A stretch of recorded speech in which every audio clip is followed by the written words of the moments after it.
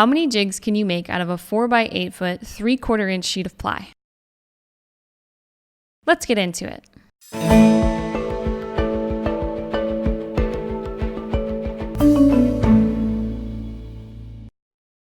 I started this jig making adventure with the specific purpose to make a jointing jig for my planer, as I'll need it for my next big project. But plywood doesn't come cheap here in Congo, and I knew if I cut out just what I needed for this one jig, the rest of the sheet would go to waste twisting and cupping out of shape. So a challenge was born. The first thing I did was cut the sheet down to a more manageable size for my tiny shop. I used 2 passes with the router here, simply because my circular saw broke and I haven't found a good replacement on the local market yet. It wasn't pretty, but it got the job done. Once down to size, I trimmed the jagged edges with my table saw.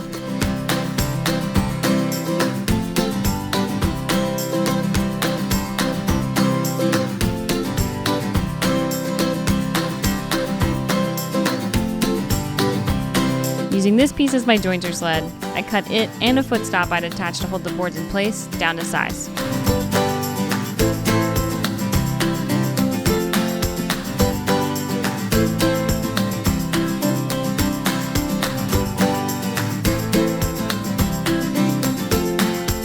Once the footstop was in place, I added a layer of sealant in an effort to help it keep its shape, but realized it actually had a slight bow to it already. So I cut 2 sled tracks from the same sheet and attached the opposing faces to the sled, hoping the counter bows would even each other out.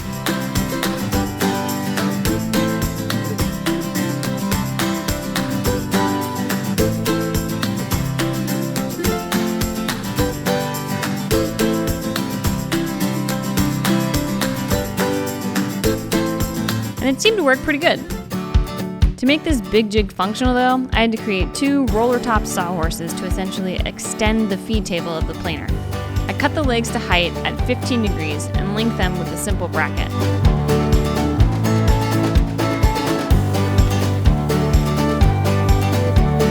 To make the roll tops work, I had to Congo MacGyver it a little bit. The plumber I talked to said he didn't have any flanges, so I cut out 4 troughs into opposing pieces of wood to hold a smaller interior PVC pipe, then cut and placed a larger free-floating PVC pipe over top of it. After that, I simply capped the troughed pieces with weld-bond screws and another piece of wood to hold the smaller PVC pipes in place.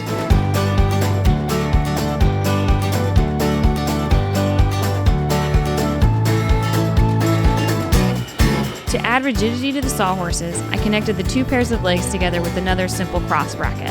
Then secured the roller top to the top of the legs, making sure it was level with the feed table.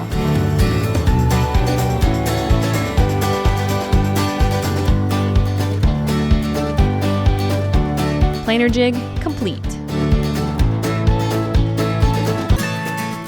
The second jig I made was a simple circle cutting router jig.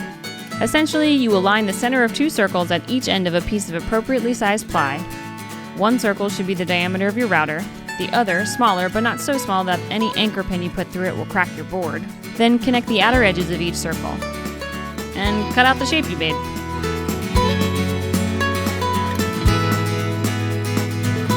After that, I used the faceplate to mark the router's anchor bolts, and I cut those out along with a gap for the bit.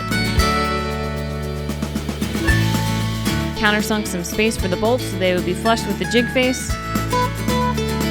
sanded down any roughness, and voila, jig number 2 complete.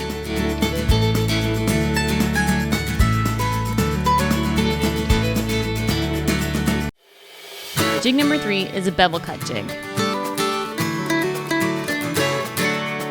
I started by dimensioning the upright panel to size, about 14 inches, covering over 2/3 of the table saw fence.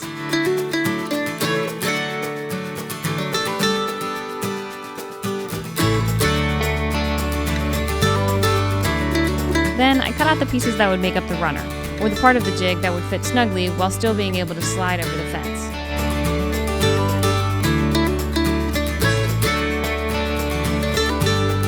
After that, it was just a matter of gluing and screwing the pieces into place.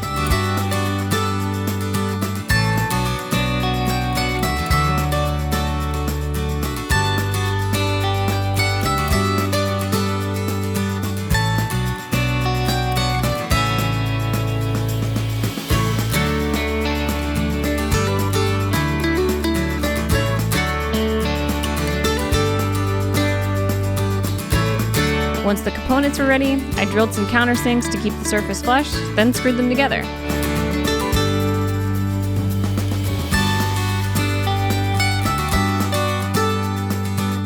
Boom. Jig number 3, down.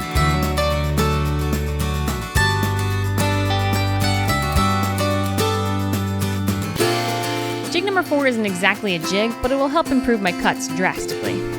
It's a zero clearance faceplate for the table saw. I started by outlining the dimensions of the old faceplate and cutting them out.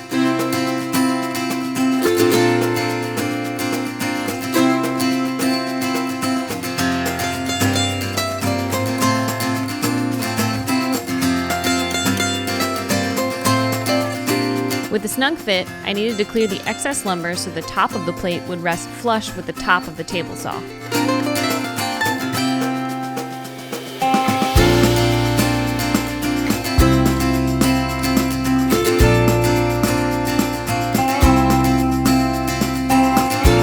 Once flush, I clamped the faceplate down with the fence and a push and slowly raised the saw to create a blade clearance.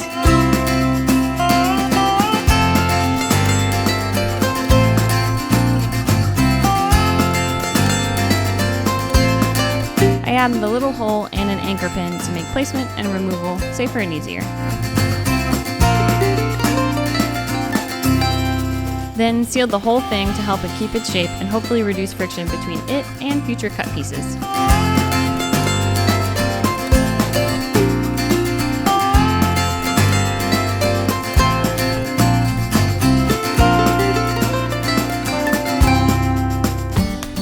Jig number 5 is basically the same idea as jig number 3 with a few more components. It's a spline jig. I went through the same steps of cutting the upright panel and runner pieces, but I also needed to cut 2 more planks that would make up the cut piece carriage. To get the dimensions, I measured and marked a 90-degree angle on the upright panel with the intersection at the very bottom of the panel.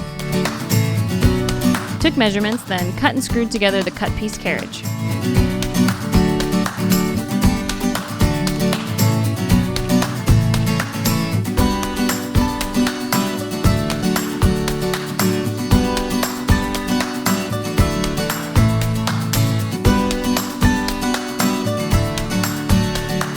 With glue and screws, I then connected the upright and the carriage.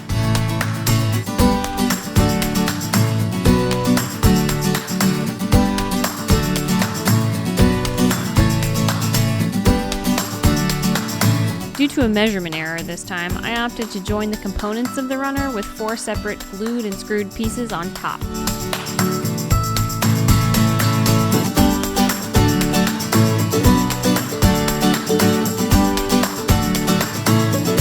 After that, all that was left was joining the components and ta-da! The 5th and final jig. So for me, the answer to how many jigs you can make out of a 4x8 foot sheet of 3/4 inch ply is 5. Well, 4, 2 sawhorses, a faceplate, and more than a few shims. But we'll just say 5.